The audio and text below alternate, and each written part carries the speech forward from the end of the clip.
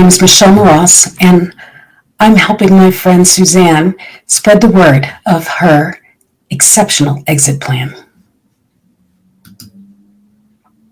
Friday, March 20th, 2020. I think my residual steroid hunger has worn off. The few extra weeks I was hungry after my chemotherapy treatment stopped were good for me. I've not had supper yet today, but every other day this week I've not eaten even half of what my significant other Donald serves me. It is official. Not Hungry Susan has returned. The return of Not Hungry Susan concerns me a little. The 11 steroid doses I received November through February did their job to fatten me up. I gained a lot of weight during those 4 months I want to keep. Several stores in Colorado Springs have started offering senior hours, 1 or 2 days a week, to help keep the most coronavirus vulnerable people away from the rest of the devil-may-care population.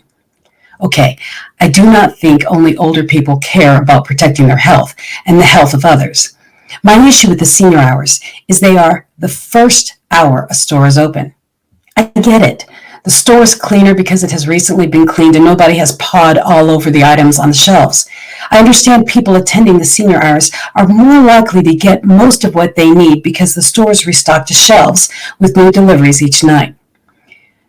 Limiting the number of trips a member of the most vulnerable population must make to purchase essential items simply makes sense.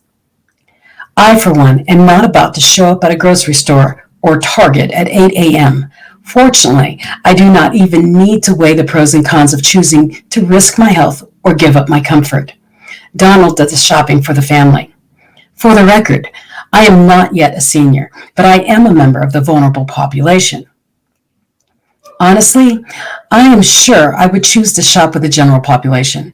Even in July and August, it's quite cool in the morning because this part of Colorado has semi-arid climate and I dislike the cold. My risk thoughts may change when I start chemotherapy again. Hopefully, the stay-at-home order can be lifted before I resume chemotherapy treatments and it will be safer to be out. I just filled out the census form for my household and I found one of the questions to be awkward. It read, select one or more boxes and either origins. For the census, Hispanic origins are not races. I chose white, and there was a box under the word white with these instructions. Enter, for example, German, Irish, English, Italian, Lebanese, Egyptian, etc. The origins box makes sense for recent immigrants, but I was born in the United States. I entered the United States in the box for each of us and moved on. Questions like the one on the census remind me of how little the human race has accepted the fact we are all part of the human race, and that should be all that matters. When I was a teenager, my friend told me her father did not think black people were human. He thought they had 6 toes. I decided my friend's dad was ignorant and did not think much about her statement. Then, a family of Mexican immigrants moved into my tiny town. For 6 years, my family had been on the receiving end of bullying, taunting, teasing, and physical threats because our religion was different. For me, the harassment stopped almost overnight when the immigrant family moved into town. I do not know if it was the same for my siblings. The people in town had a new target with brown skin. I'm ashamed to admit, teenage Susan was a little relieved the town had a new target. I would like to think I treated the family well because my parents did not raise us to look down on other people for any reason. I cannot imagine I would ever have intentionally treated any of the children badly, but I also do not remember making any effort to become good friends with any of them.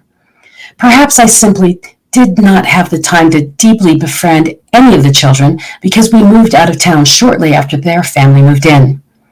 My piece of advice to you is to learn from your past.